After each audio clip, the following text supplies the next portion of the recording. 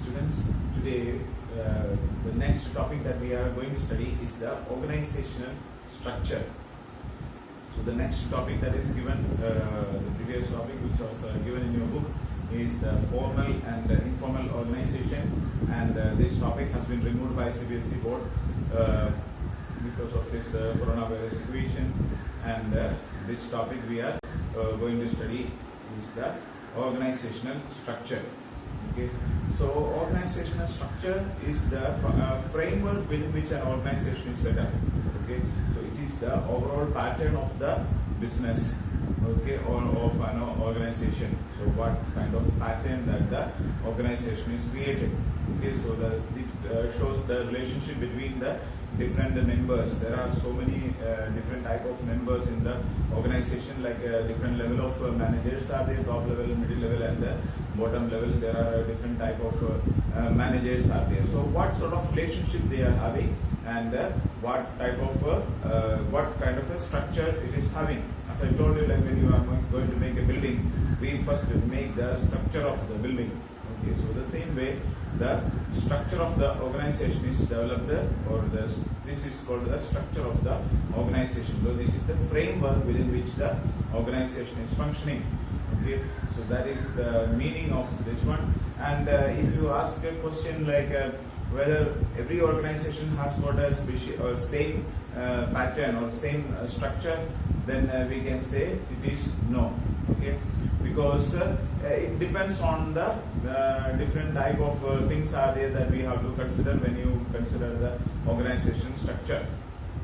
Okay, there are different type of organizational structures are there, and it is depending on what. There is no any, we can say that it is not compulsory that you should follow only this type of function. It depends on the organization, and it is the decision of the top level managers or the entrepreneurs, those who are starting the business, to decide whether to what sort of organization structure they are supposed to have. Most probably, the most commonly used organizational structure is the functional organizational structure and divisional organizational structure. There are two types of organizational structures are there mainly. There are also some other organizational structures are there, like line organization and so on. So, but those are not coming in our syllabus. So, only the two topic that we have to study is the functional organizational structure and the divisional organizational structure. So, that is all about the meaning of the organizational structure. Now, let us discuss the meaning or the definition of the organizational structure. Okay. So, according to William H. Newman, organizational structure deals with the overall organizational arrangement in an enterprise. Overall arrangement. Okay, so it is also showing that what type of arrangement the organization is following. Okay, so this is the definition given by Newman, and there is also another definition given in your book. You can study whichever definition you like, and any one definition you can clearly study. Okay, so that is about the definition of organizational structure.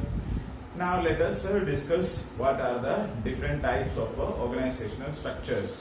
Okay, so when we study about the organizational structure, there are four types of or four organizational structures are there. The first one is functional organizational structure, second one is divisional organizational structure, and the third one is a line organizational structure, and the fourth one is line and staff organizational structure. So these four organizational structures are given, but only the first two we are going to study in our syllabus, and the other two is not included in our syllabus, so we need not to study in detail. Only just we need to know that there are these two types of organizational structures are also available. Okay, so the first one we will also in the toolkit, one thing is given is about the span of management. So it is when you study about the organizational structure, it is good to know that the span of management. What is the span of management, or we can call it as a span of control. Okay, so the span of management means that the number of subordinates that a manager can handle efficiently. Okay, Okay, so see, for example, one person. So it is it also, we cannot say that exactly this much should be there, but most probably it is 5 to 6 members are there, 5 to 6 subordinates are there. So it shows that how many members, how many subordinates a officer can handle or a manager can handle, okay, efficiently. So it is coming 5 to 6, but in some situations it may go little more, and in some situations it may be little more less. Okay, it depends on the efficiency of the employees or the subordinates, whether if it is skilled persons, those who are talented ones, or if it is a higher level, then there is no need of much control or much management is not necessary. So the number of members can be more, but when it comes to the lower levels, then the number has to be less, because people may not know, they are not much skilled people. Then in such cases the number may be lower. Okay, so it is we just have to understand the span of management means that the number of subordinates that a manager can handle efficiently. Okay, so based on that we decide that different type of organizational structures are there. The first one, the main important or the most important, we can say the most commonly used organizational structure is the functional organizational structure. So we will study about the functional organizational structure in detail. Okay, so functional organizational structure means that the different activities of an organization is divided into different functions based on the activities that they are performing or the functions that they are doing. See, for example, in an organization there are different type of activities that we are going to perform. So in the previous, when we studied about organizing, we studied that we identify the activities to be performed and the grouping of the activities, and the next step is departmentalization. So in the departmentalization can be there can be two types of department, but the most probably every organization will be using this type of organizational structure, functional organizational structure, and they will be arranging the members or arranging the activities according to different functions based on the activities that they are performing. So for example, this will be there. See, like there are so many activities related to purchase. So all the activities which are related to the purchase will be grouped under purchase department, and there will be a purchase department head, and there will be different activities to be performed under the production department, and there will be a production department head. There will be sales department, and head of the department will be there, and there will be finance department, human resource department. Such type of different departments can be there according to the activities that they are performing. Okay, and under that there may be some subdivisions also. See, like marketing department is there, and or sales department is there. Under sales department, marketing research can be there, advertisement department, subdivisions can be there, sales subdivisions can be there. All these coming in the category of the sales department. So the subdivisions can be there. Production department also, there may be like raw materials, stacking of raw materials, one will be there, and one will be controlling the production activities. Okay, so one will be packing, one will be labeling. Different type of activities will be given to the different members. Okay, or different subdivisions also may be possible, but mainly they are dividing the entire activity into different groups, and these groups are known as the departments. So such type of an organization structure is called as the functional organizational structure. Okay. Now next topic that we have to study is the advantages of the functional organization structure. So now we are going to discuss what must be the advantages of a functional organizational structure. So the first and foremost, so this functional structure is depending on the F.W. Taylor's principles. When we have studied F.W. Taylor's technique is there, like the functional foremanship is there. So it is this functional structure is developed from the functional foremanship. Okay, so this point you can just keep in mind. So the first advantage, so when we studied about functional foremanship, that we have studied that the best or the most important factor of this one is the specialization. Okay, so that itself is the first advantage of functional organization structure, that is benefits of a specialization. Okay, so here one person is appointed in a one particular job, and he will be continuing the same job again and again. So by doing the same job again and again, he will become specialist in that field. So the benefit of a specialization can be achieved. Okay, so this is one of the first benefit of the functional organization structure. The second advantage of a functional organization structure is that coordination can be established. So if all the members working in one department is related to one job, so they are all dealing with a similar type of job, so there is a better coordination is possible. Okay, so like if in the production department, all the employees those who are working is somewhat related to the production, and their qualification and their works will be somewhat related to the production.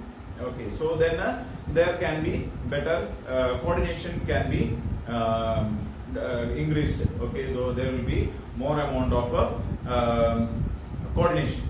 The next feature or next advantage is that managerial efficiency can be increased. So the manager will get more opportunities to increase his, so like one particular department will be there, and he is working in one department, and he continues in the same department for many years, or for a long period. So he, by doing the same activity again and again, he will become expert, and his own members also, those subordinates are there, they are also working in the same department and they are doing the same job again and again, so the efficiency can be increased. So that is the next important advantage of that. Then next feature, fourth point, is that minimal duplication of work.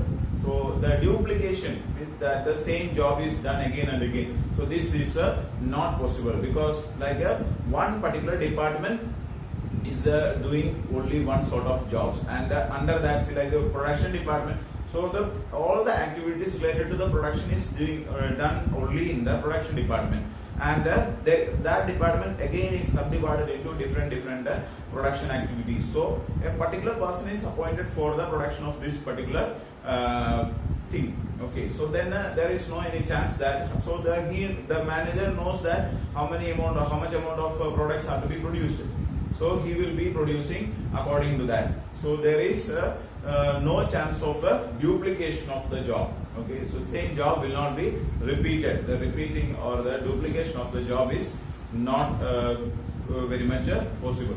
Okay. Then next advantage is that the training can be given, or the training is possible. Okay, so if we have to give training, so there are different departments are there, different functions are there. So if imagine that if we have to give training, if a new product is to be produced, so only the production department is to be given training. So the members in the production department can be given training for that particular job. It is not necessary that the training should be given to the entire organization, because only the production is changing. You know, so purchase department will be continuing with the same. Only the production department, production method is changed. So a new machinery has been brought.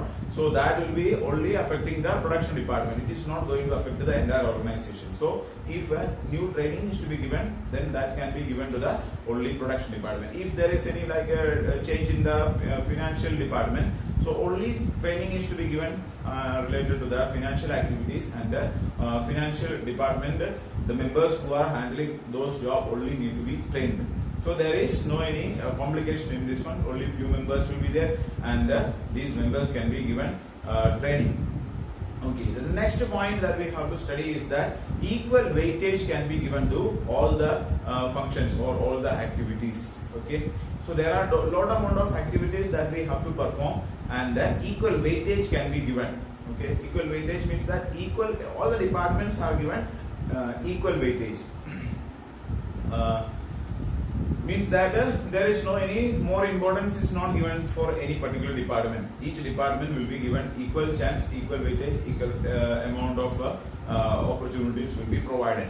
Okay, so these are the advantages of a functional organization structure. When we study or when we see that there is advantages, there are some disadvantages also. There are some problems also. Okay. So when you consider the disadvantages, the first disadvantages of a functional organization is that there is a chance that ignorance of the organizational objective.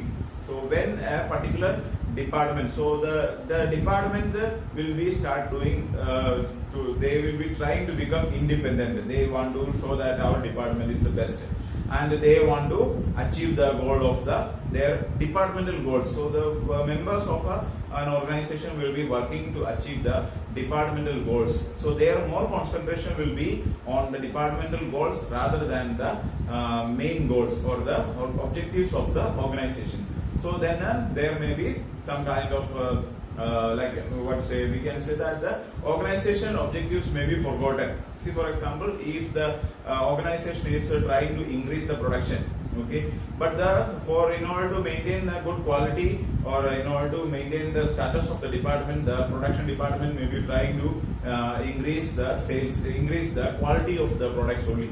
So when they try to increase the quality, the number of production, the quantity produced may be not according to the level. So the company wants to increase the total output, but the department wants to increase quality. So the departmental goal and the organizational goal may not be matching. Okay, so this can be a problem. So this may be against the goal of the organization. Then there is a kind of a second problem is that difficulty in interdepartmental coordination. So each department heads or each department will be trying to become more powerful than the other one. So all the departments will be trying to compete each other. Production department will be trying to become the best one, and the purchase department will be trying to become the best in their field, and sales department will be trying to increase the sales. So what the problem will be there is that may not be better coordination between the different departments. Interdepartmental coordination will not be there. The departmental coordination is there, all the activities doing in the production department is coordinated. So when we study about advantage, we studied that the coordination can be established, but that coordination will be only in one particular department. But one department with the relationship with the other department may not be that much good.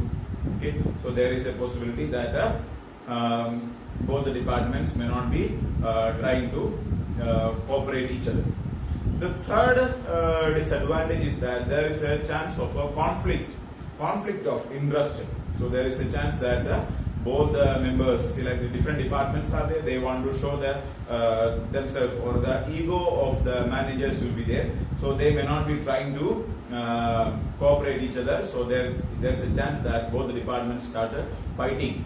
So they will demand for like if production department will be telling that we want to have more employees, we want to have more fund, financial resources should be there, human resources. They will be demanding, each department will be demanding for more amount of resources for showing themselves that. So the last topic that we have to study, the last disadvantage is that hurdle in the complete development. So the functional organization structure will be a hurdle or a block for the overall development of the organization. Means that they will be trying to develop only one particular department, and they will not be trying to develop the entire organization. So there can be a chance that the overall development of the organization may not be possible. So this is the last disadvantage. So there are 4 disadvantages that we have studied, and some 6 advantages also we have studied. So there are some advantages as well as the disadvantages.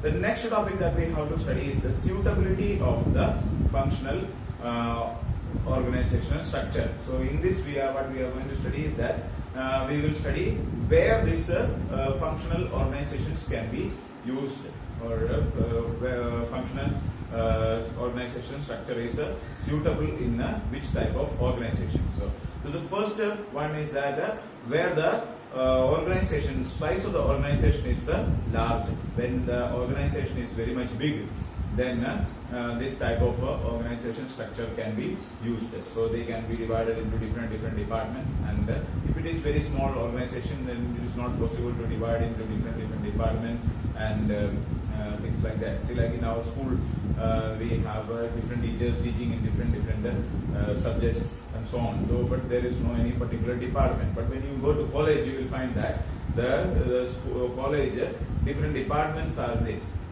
Like there will be English department, there will be commerce department, there will be science department or biology department, and chemistry. Different departments will be there. Students, those who are studying in that particular department, will be dealing with only those departments, and the teachers will be teaching only in the one particular department. Like commerce department teachers will be there, physics business studies, accountancy, or economics teachers. Only you will be studying. There will be BBA will be there, BCom will be there, or BBM will be there. Different type of courses are also there.